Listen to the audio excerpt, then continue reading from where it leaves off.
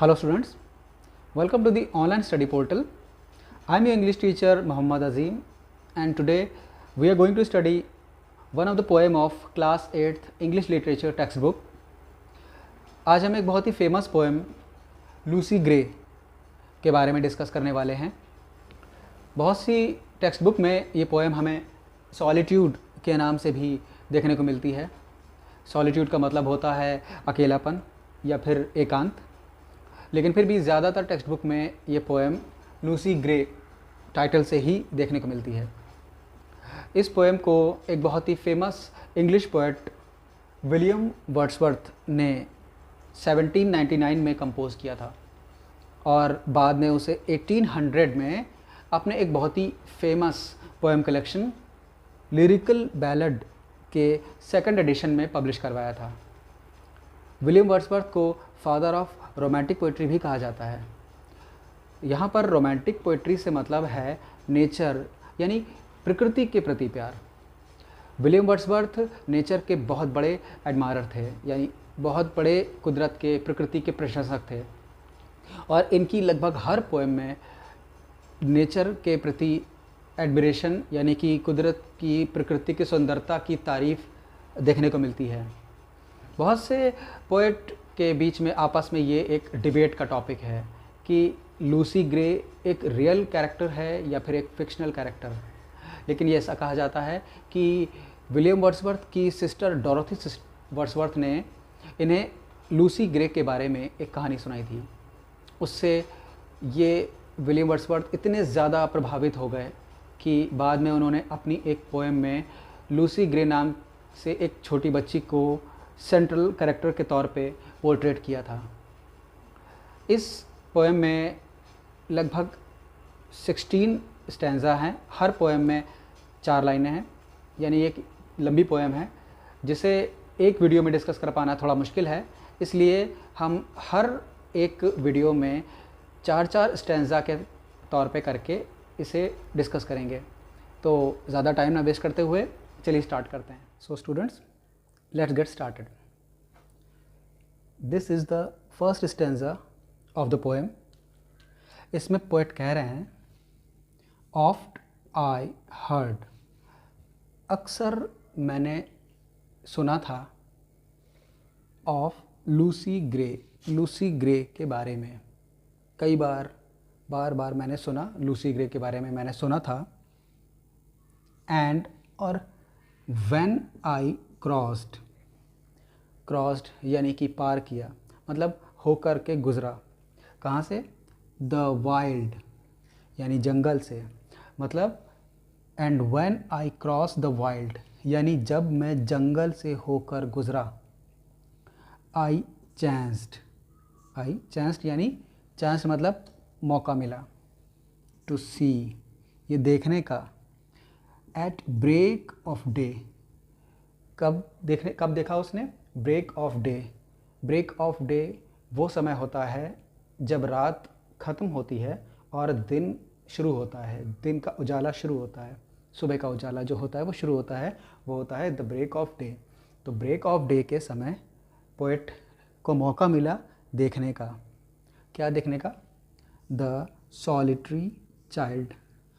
Solitary यानी कि एकांत, अकेला या अकेली, यहाँ पर है मतलब इसका द सॉलिटरी चाइल्ड यानी एक अकेली बच्ची को देखने का मौका मिला। ये पहला स्टैंजा यहाँ पर कंप्लीट होता है। अब हम आते हैं सेकंड स्टैंजा की तरफ। No mate no comrade.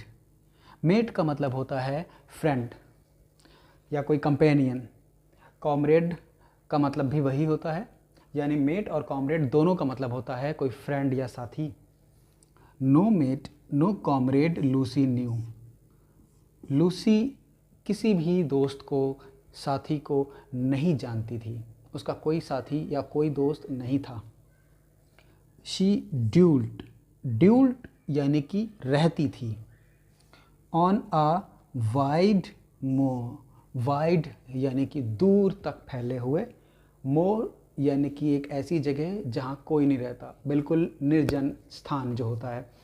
तो इस लाइन का मतलब हुआ शी ड्यूल्ड ऑन अ वाइड मोर, वो तो एक ऐसी जगह रहती थी जहाँ दूर दूर तक कोई नहीं रहता था, किसी का कोई मतलब नहीं था, एक निर्जन स्थान था, दूर तक फैला हुआ एक निर्जन स्थान था जहाँ वो रहती थी। आगे, the sweetest thing that ever grew, सबसे प्यारी चीज़ थी वो तो सबसे प्यारी सी चीज़ थी, दैट एवर ग्रू, जो पहली बार ग्रो करती थी, यानी कि पली बढ़ी थी। बिसाइड अ ह्यूमन डोर, इंसानी बस्ती के पास, यानी इंसानों के पास होकर वो सबसे प्यारी सी चीज़ थी जो कभी पलती या बढ़ती थी। इसका ये मतलब हुआ कि अब वो जीवित नहीं है। इसका पोएम यहाँ पे साफ साफ मतलब है कि अब वो जीवित नहीं है। तो इस स्टैंजा को भी यहाँ पे अभी हमने कवर किया। तो अब हम आगे बढ़ते हैं अपने थर्ड एंड फोर्थ स्टैंजा की तरफ। So students, now we move to the next stanzas. Stanza number 3, जिसमें पोएट कह रहे हैं, यू येट मे स्पाई, ऐसा संभव है कि हो सकता है कि आपको देखने को मिले। The fawn at play, fawn का मतलब होता है एक छोटा सा हिरन का बच्चा खेलता हुआ, यानी कि ऐसा हो सकता है कि आपको एक छोटा सा हिरन का बच्चा खेलता हुआ दिखाई दे। द हेयर, हेयर का मतलब यहाँ पे खरगोश से है, जंगली खरगोश जो नॉर्मल खरगोश से थोड़ा बड़े आकार के होते हैं, वो खरगोश।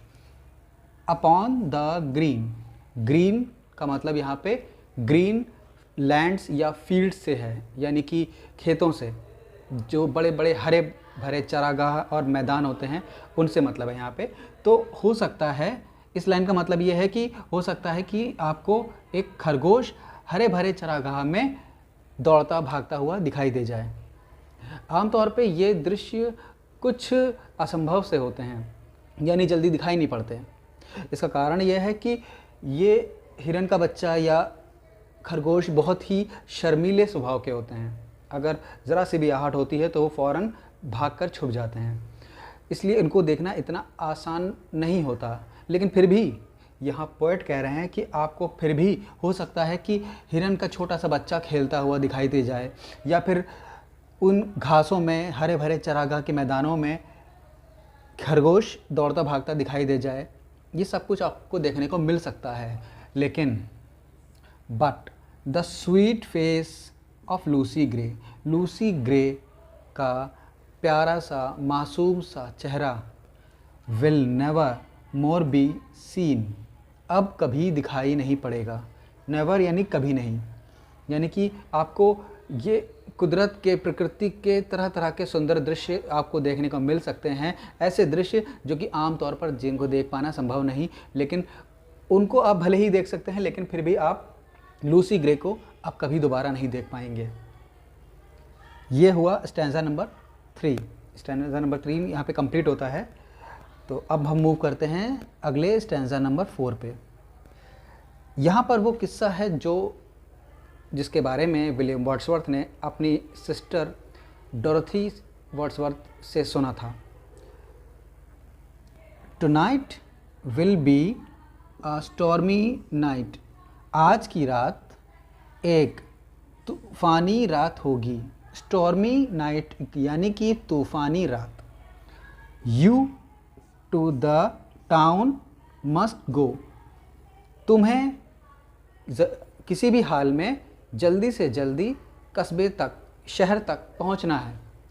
जो फादर जो है यहाँ पे लूसी ग्रे के, वो लूसी से कह रहे हैं कि आज की रात तूफ़ानी रात होने वाली है, आज रात तूफ़ान आने वाला है, ठीक है, मौसम ख़राब होने वाला है, इसलिए तुम्हारी माँ जो कि ख़रीदारी करने के लिए शहर गई हुई हैं, उनको लेने के लिए तुम्हें हर हाल में जल्दी से जल्दी शहर जाना होगा।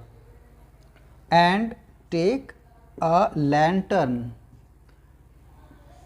चाइल्ड टू लाइट, और साथ में अपने लैंटर्न यानी कि लालटेन को साथ में ले जाना।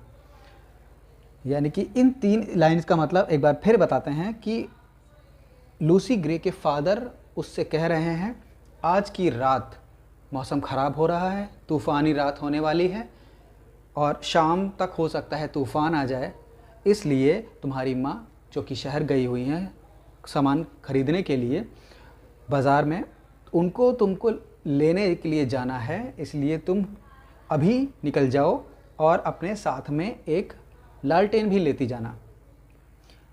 To light your mother through the snow, अपनी माँ को बर्फ़ के रास्ते से रास्ता दिखाते हुए वापस लाने के लिए।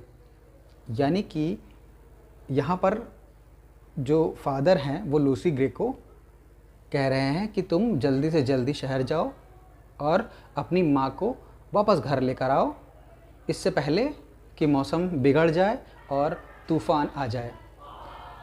यहाँ पर चौथा स्टैंज़ा कंप्लीट होता है।